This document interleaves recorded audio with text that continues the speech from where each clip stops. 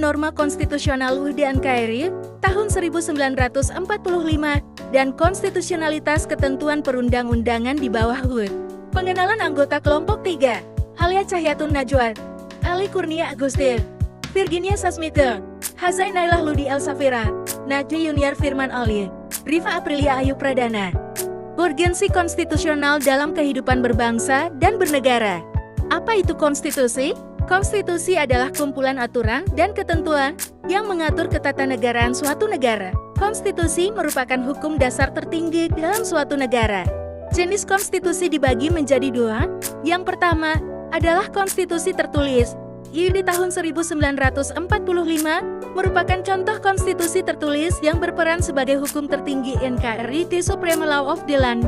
Hal ini tercantum dalam pasal 7 ayat 1 UUD 12 tahun 2011. Yang kedua adalah sebaliknya, yaitu konstitusi tidak tertulis, aturan-aturan dasar negara yang tidak tertulis dalam dokumen tertentu, melainkan melalui konvensi atau pemufakatan. Salah satu contoh konstitusi tidak tertulis di Indonesia adalah pidato kenegaraan Presiden di tanggal 16 Agustus per tahunnya dalam rangka sidang paripurna DPR.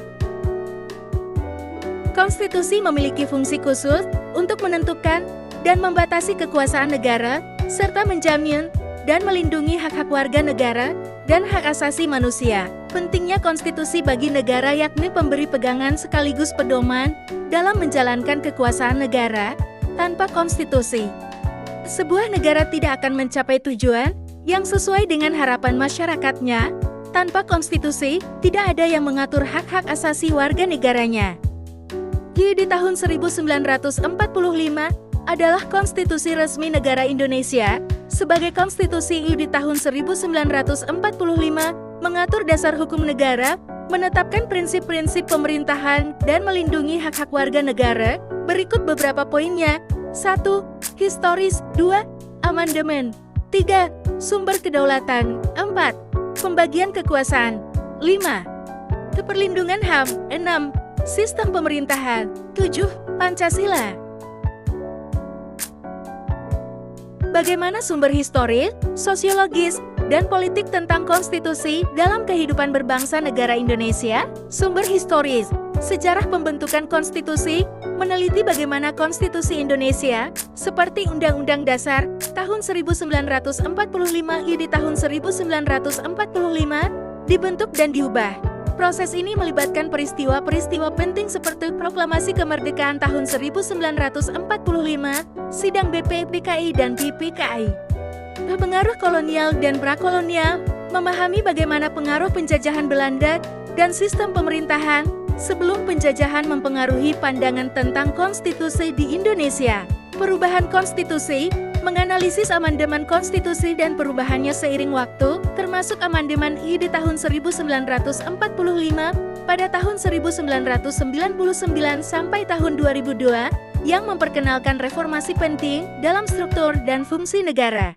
Kedua, struktur sosiologis, struktur sosial dan nilai-nilai budaya, mengkaji bagaimana nilai-nilai budaya, agama, dan struktur sosial masyarakat Indonesia mempengaruhi pembentukan dan penerapan konstitusi, misalnya, bagaimana pluralitas etnis dan agama mempengaruhi prinsip-prinsip dalam konstitusi.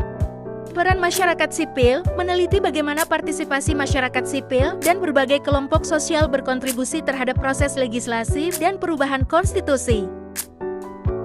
Dan yang ketiga, sumber politik. Peran elit politik, memahami peran para pemimpin politik dan partai politik dalam membentuk dan mengubah konstitusi. Dinamika dan tantangan konstitusi dalam kehidupan berbangsa negara Indonesia. 1. Kesenjangan sosial dan ekonomi. Kesenjangan sosial dan ekonomi yang terus meningkat juga menjadi tantangan bagi konstitusi di Indonesia. Tantangan bagi konstitusi adalah bagaimana menerapkan prinsip-prinsip keadilan sosial dalam praktiknya. 2. Multikulturalisme. Konstitusi Indonesia menjamin kebebasan beragama dan menghargai keragaman budaya. Namun, tantangan bagi konstitusi adalah bagaimana mengelola perbedaan dan keragaman ini secara harmonis dan adil, sehingga tidak menimbulkan konflik dan diskriminasi.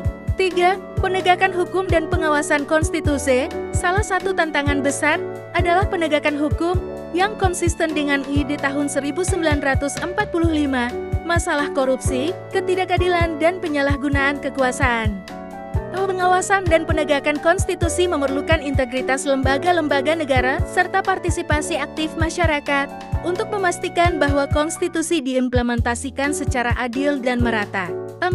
Pendidikan dan kesadaran konstitusi. Tanpa pemahaman yang memadai, sulit bagi masyarakat untuk menuntut haknya dan memastikan bahwa lembaga-lembaga negara bertindak sesuai dengan konstitusi. Apa saja esensi dan urgensi konstitusi dalam kehidupan berbangsa dan bernegara? 1. Hukum dasar tertinggi.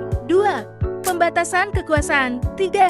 Landasan negara. 4. Melindungi hak asasi menjamin demokrasi. Sekian, terima kasih semua.